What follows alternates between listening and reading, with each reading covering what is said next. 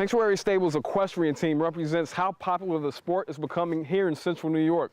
Casanova College says the equine business brings in more than $2 billion to the state each year. When thousands of bikes just like this one roll into Onondaga County this July, it's more than just noise. It'll be a big economic boom for the area.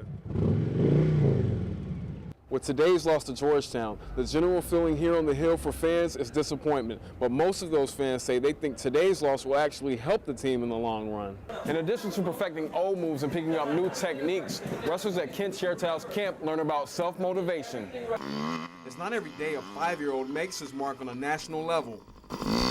But that's what happened for motocross racer Colin Kaufman, who qualified for next month's Amateur National Motocross Championships in Tennessee. He describes being the best in the region in his age group with one word. Doing. Feels good. Colin is shy off the course, but his father says he's all business on it. His motivation's extraordinary and just fearless and just does everything as hard as he can. Colin beat more than 20,000 riders from across the country to qualify for nationals, but getting to this point has been nerve-wracking for his family. It's going to, like I said, it's going to be overwhelming. It's going to be hard to handle. It's strenuous, yeah, really strenuous, because practice and practice and more practice and trying to go faster. Colin's national success starts right here at the Kaufman family home. He practices 3 to 4 hours a night, most nights out of the week in the family's front yard. Practice is paying off for Colin. He's won 20 races since he started riding 2 years ago, and with the help from his trainer Brock Smellion, he's developed into a very talented rider. Seeing him win each weekend is definitely the best. I love that feeling, and I know that he loves that feeling too. Smellion finished 6th in his age group at last year's Amateur Nationals, so he knows what it takes to get to that next level. You've been doing a great job, and I know you'll do well down in Tennessee, bud. Colin's family is also confident he'll be one of the best riders next month and leave his competition in the dust. In Waynesboro, Jason Lucas for WHAG Sports. It may be hard to believe the football battles between Hagerstown high schools translate to the professional level, but some of those experiences are used during every Baltimore Mariner practice. It's nice to bring a little bit of Western Maryland Hagerstown flavor down to the Baltimore area. Former South Hagerstown High School quarterback Mike Moisinko, his father Al, and former North Hagerstown High offensive lineman Brian Milburn are in their 3rd season of coaching professional arena football. It's really special. Over these last 3 years, Coach Milburn and my dad and I, we've grown really close. In 3 years, the team rebounded from a 4-10 season to being 1 win away from an AIFA championship.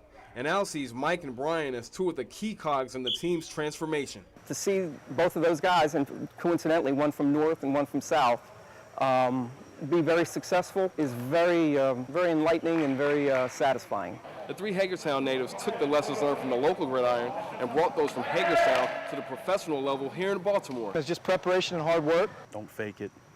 Don't take plays off. Just everything you do it 100%. Brian and Mike work closely together, so the North Hagerstown-South Hagerstown rivalry comes up from time to time. Usually when we start back up, the first conversation is normally the North-South game. And usually I've been winning lately, so I usually have a little fun with it, so I dig into him a little bit. Even though they're on opposite sides of the rivalry, they're on the same page when it comes to seeing the players succeed. It's great to see the guys band together and, fight for a common goal. Not only would a win accomplish a goal for the team, but it will also allow Mike Moisinko, his father Al, and Brian Milburn to share an undefeated season. In Baltimore, Jason Lucas for WHAG Sports. When you think of women playing sports, rugby usually doesn't come to mind. Well, for players on Frederick's women's rugby team, the sport fits them. It's an amazing sport. It's a sport filled with camaraderie and challenges. There's no contact at the squad's preseason practices, but it's the best time for newer team members like Jessica McBroom, who started playing in April, to get used to rugby's continuous action. It's definitely demanding, but I like that. Those kinds of sports where, at the end of the game, when you're huffing and puffing and you can barely stand, those are the best games to play. Even though there's no tackling during these practices, the intense competition on the rugby field helps stay-at-home mom Angie Hartman off it. I'm a much better mom after playing some rugby. Can relax a little bit, not be so frustrated with the little things. Members of the Frederick women's rugby team are doing more than training this summer. They're building a stronger team bond. There's a feeling of unity with the team. I really cannot say anything is better than just the friendships that we've made out here. And the more than 30 team members insist that anyone can join this close-knit group. There's a position out on the field for everybody, from the smallest player and to the oldest player. Really, we have everybody from high school to almost 40 on the team. These practices aren't as tough as the grueling matches the players will compete in next month, but they're still rewarding for these women. At the end of the day, you just feel amazing about yourself despite how your body might feel. And the players hope the winning feeling will be the result of everyone playing as one when the team starts its season in a few weeks. In Frederick, Jason Lucas for WHAG Sports. Good evening and welcome back to the WHAG Sports Connection. I'm Jason Lucas. It's not every day one of the best American cyclists of all times comes to the four-state area, but a Tour de France winner made a stop in Frederick for a charity bike ride. Saturday morning is usually a time most people sleep in, but not these cyclists. They're up early riding in the 15th Catoctin Challenge bike ride. The whole ride today was just a great experience. This year, the Catoctin Challenge raised more than $100,000. The bike ride concludes tomorrow afternoon in Frederick. For more information, log on to catoctincharities.org. All right, we're about ready to get down with the countdown to kickoff, but let's start up with the Chambersburg Cardinals in semi-pro football. Great crowd on hand to see the Chambersburg Cardinals face off against their longtime rival, Central Penn Piranha. Third quarter, Chambersburg up 7-6.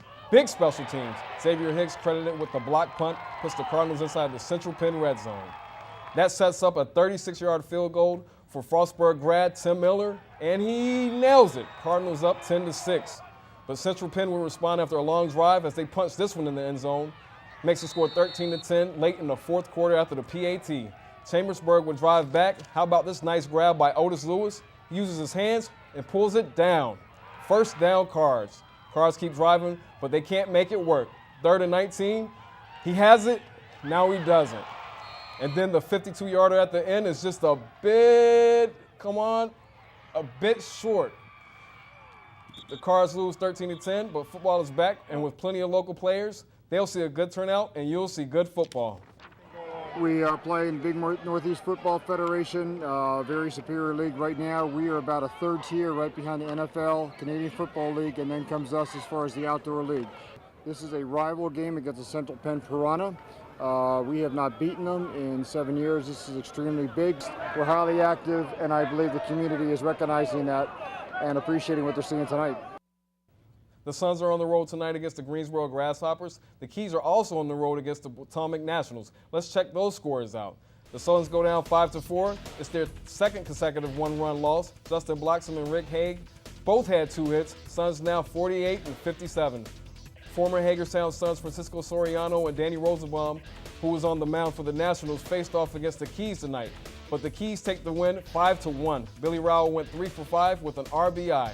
Legion Baseball in College Park, Maryland today as Mount Airy tries to stay alive in order to win the state championship.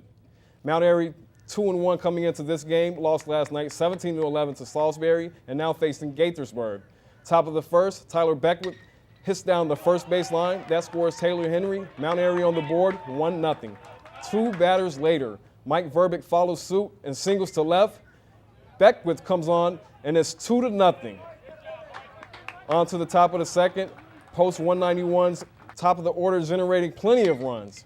Henry goes up the middle. Alex Anwar scores, and Henry gets the double. 3-0 Mount Airy. Then Beckwith adds another RBI. John Mahaffey scores on the single, 4-0. Mount Airy wins this one, 16-10. They play tomorrow at 10 against Laurel.